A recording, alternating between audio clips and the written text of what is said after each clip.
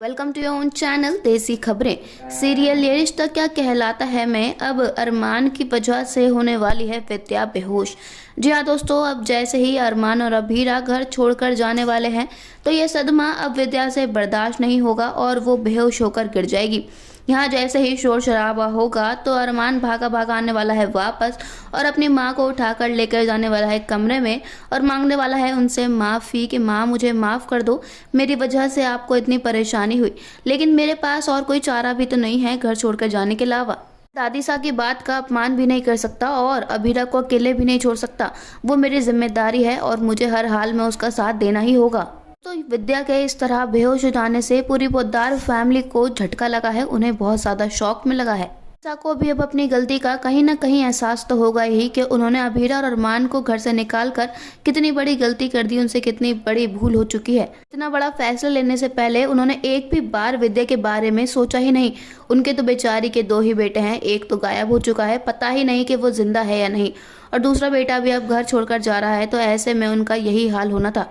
विद्या का तो रो रो कर बुरा हाल है, उसे समझ ही नहीं आ रहा है कि बिना अपने बेटे के वो कैसे जिएगी। यहाँ अब अभीरा को भी बहुत ज्यादा महसूस होने वाला है कि अरमान उसका साथ देने के लिए कितनी बड़ी कीमत चुका रहा है। अरमान की फैमिली उसके लिए सबसे ज्यादा इम्पोर्टेंट है और वो अभीरा के लिए उसे छोड़ने तक तैयार हो गया, तो ये कितनी बड़ी बात है। हाँ, अभीरा को भी अब अपने किए पर बहुत ज्यादा पछतावा हो रहा है।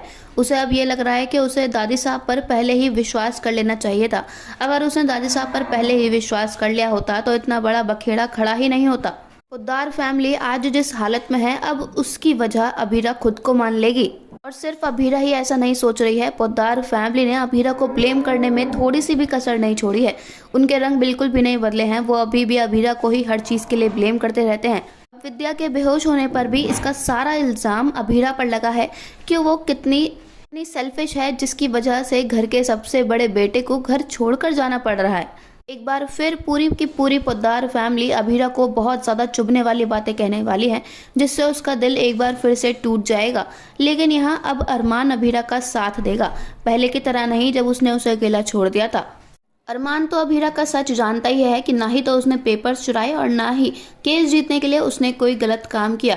तो यहाँ वो अपनी पूरी फैमिली को चुप कराएगा और कहेगा कि अभीरा को किसी भी चीज़ के लिए ब्लेम करने की बिल्कुल भी ज़रूरत नहीं है, उसने कुछ भी गलत नहीं किया है।